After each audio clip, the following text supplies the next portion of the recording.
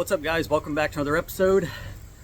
It's been a busy morning. Got all my yard work done, at least the mowing portion. I need to go back and weed eat everything. Had an early morning drop off from Lowe's. Got the remainder of the LP siding. It was about 20 strips or so.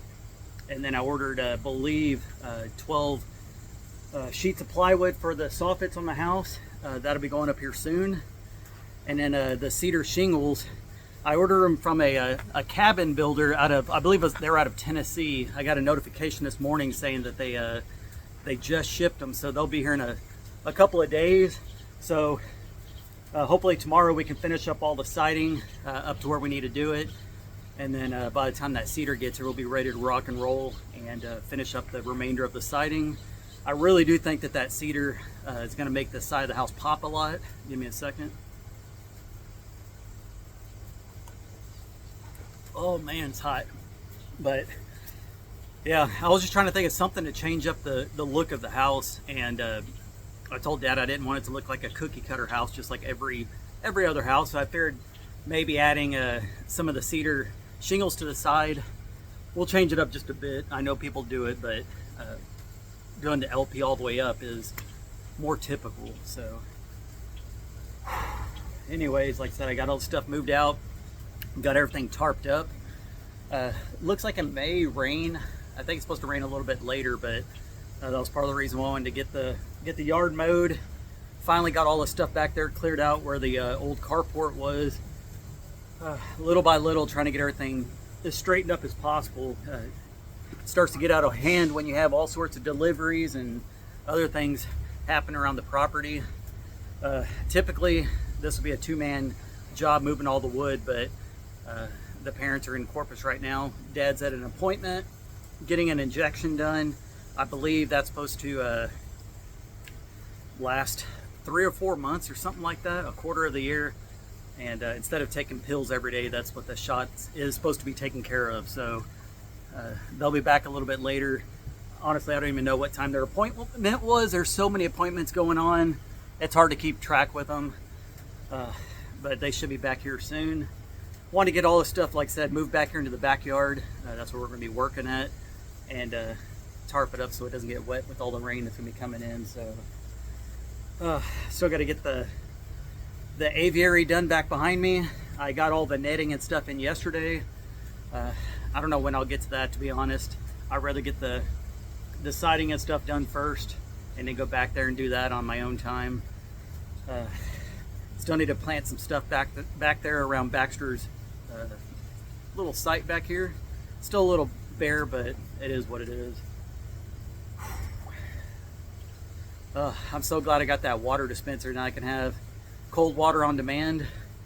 I can also not have to fill up my mini cooler or my mini fridge with bottled water. I can actually put food in there now. So that's been a big relief there. Like I said, just having cold water on demand is a huge thing, especially down here in the middle of summer in South Texas. You need plenty of cold water.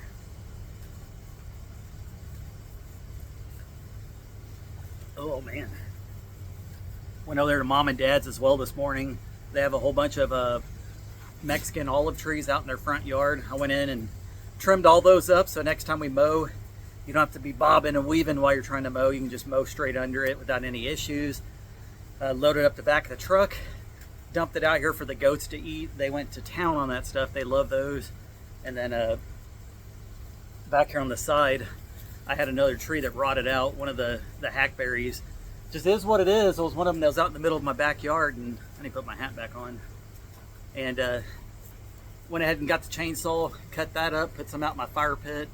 I need to burn stuff, but we're under a burn ban at the moment, as far as I know. So still need to burn out a couple of stumps over on the side of the yard, and then I should be done as far as getting all the stumps removed on the property. Just one step closer to just making everything easier on me. That's what today was dedicated to, is just took a day to do a lot of stuff that I've been putting off and just try to make it a little bit easier on me. It's a lot of stuff going on when you're building a house, and anything I can do to make it easier, I'll do it. And shout out to the delivery driver with Lowe's this morning.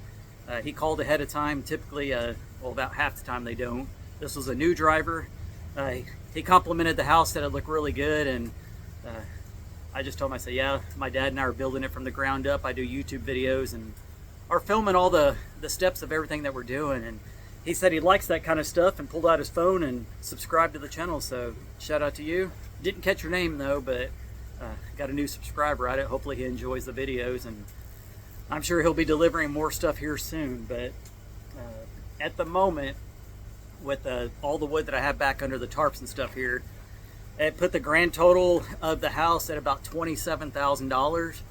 I still have about $5,000 to go to reach where the shed house was, the original shed that I had out here. That cost me $32,000 for just the shell, and I'm trying to see how far we can go with $32,000 out here. So hopefully with the extra $5,000, that's, like I said, that's not including all this stuff. This stuff right here is already included with the total. So the whole house should be completely done on the outside, minus all the cedar work for the porches, and I'm pretty sure that'll take out quite a bit of that money. But I should be able to get this house done under $32,000 for the entire exterior, including the back porches finished out. So I think overall it was a win for me this way. That included the rough plumbing and the foundation. So once again, we had the 24-inch thick foundation. They actually poured it a little bit deeper. I'd originally said that I wanted 18 inches deep, and when they came out and framed everything up, dug it out, they'd ended up digging up a little bit deeper, and it was 24 inches. So I'm not complaining. That's a lot better structure for the house. It's overkill for this house, but I'll take it. They didn't charge me any extra either, and I got an additional 2 feet on the front porch. It was supposed to be an 8 by 10, but they framed up a 10 by 10 and already had everything set up, and they didn't want to redo it. So went ahead and got that extra 2 feet in that price as well. And then where the posts are on the porches, I had them pour down an additional 2 feet or so to help stabilize all the weight and stuff. So I think overall I came out on top with this house.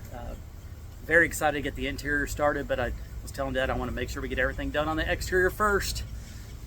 Need to plant some grass seed around the house as well, but that's gonna have to wait until we're done, obviously, with all the exterior work, so we're not just trampling all over the fresh grass. So I'm just gonna hope that we get a lot of rain here the next week or so, and it'll help that Bermuda start spreading out like it did in the front yard. It's pretty much almost up to the front.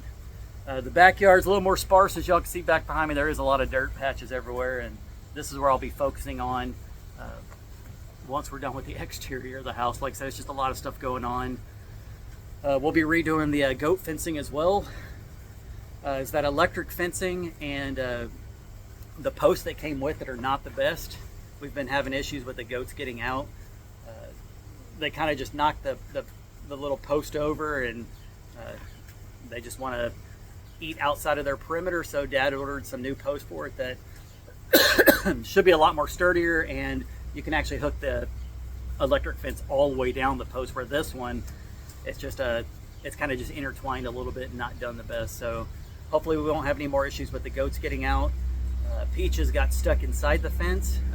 Luckily for that goat, they had the fence knocked down, so it took the charge off, but she got her neck tangled up in it pretty bad. So I had my fingers inside the netting close to her neck, trying to hold it apart so she didn't choke herself.